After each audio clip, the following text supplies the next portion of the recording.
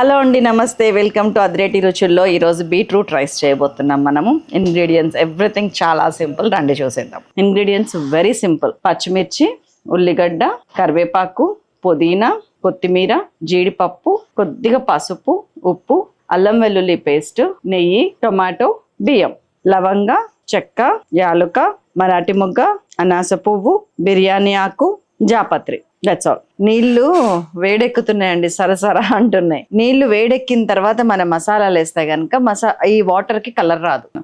లవంగాలు ఒక 5-6, అనాస పువ్వు 1, జాపత్రి 1-2, యాలుక్కాయలు 1-2, చెక్క 2, బిర్యానీ ఆకు 2. ఈ వాటర్ని ఒక 2 minutes ఇట్లా మసిలిన తర్వాత చూసారా 0 కలర్. దీన్ని పక్కకు పెట్టేస్తున్నా. మన మెయిన్ కోర్స్ రెడీ చేసేద్దాం. డైరెక్ట్ కుక్కర్ తీసేసుకున్నాం. నేను 1 tablespoon ఆయిల్ తీసుకుంటున్నాను. ఇప్పుడు 1 teaspoon నెయ్యి వేస్తున్నా, తర్వాత మళ్ళీ వేస్తాను. నేను సిమ్ చేశాను. కొద్దిగా షాజీరా వేసుకుంటున్నా, ఒక 1/2 teaspoon. కరివేపాకు కావాలంటే కొంచెం వేసుకోండి, పిల్లలకి ఎందుకు అది కూడా కనిపించడం ఇష్టం లేకపోతే వదిలేయండి. ఒక సింగిల్ ఉల్లిపాయ తీసుకోండి. ఉల్లిపాయలు పెద్దగా వేగాల్సిన అవసరం లేదండి, లైట్గా ఫ్రై అయితే చాలు. కొద్దిగా పుదీనా వేసేస్తున్నాను.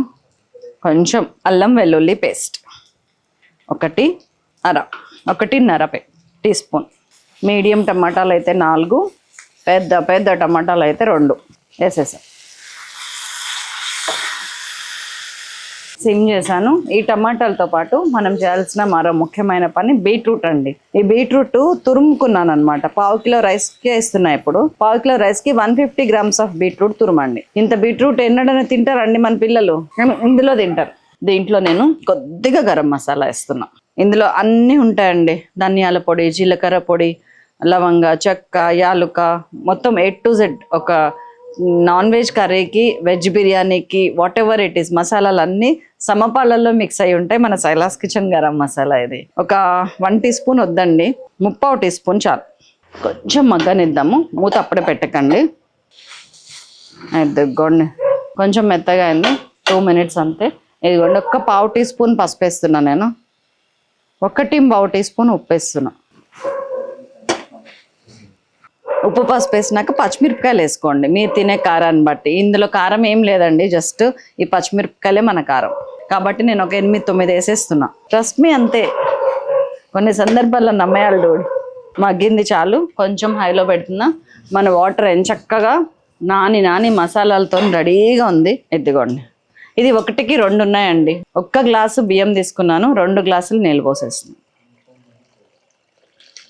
బిర్యానీ ఆకులు ఒక్కటే వేస్తున్నా, అదైతే తీసుకోవచ్చు, పక్కకు పెట్టుకోవచ్చు. ఇంక ఇవన్నీ తీసేస్తున్నా. 1 గ్లాస్ బియ్యం ఈ వాటర్లోకి.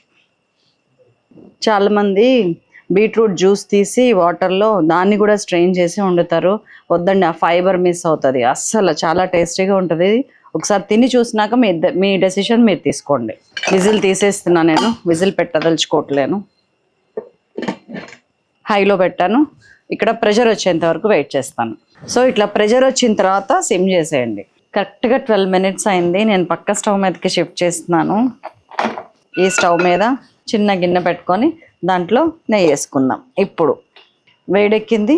కొద్దిగా ఒక 15-20 జీడిపప్పుల్ని 2 వక్కల కింద చేస్తే ఇట్లా అయింది. కొంచెం ఎక్కువగా అనిపిస్తాయి ఇట్లా.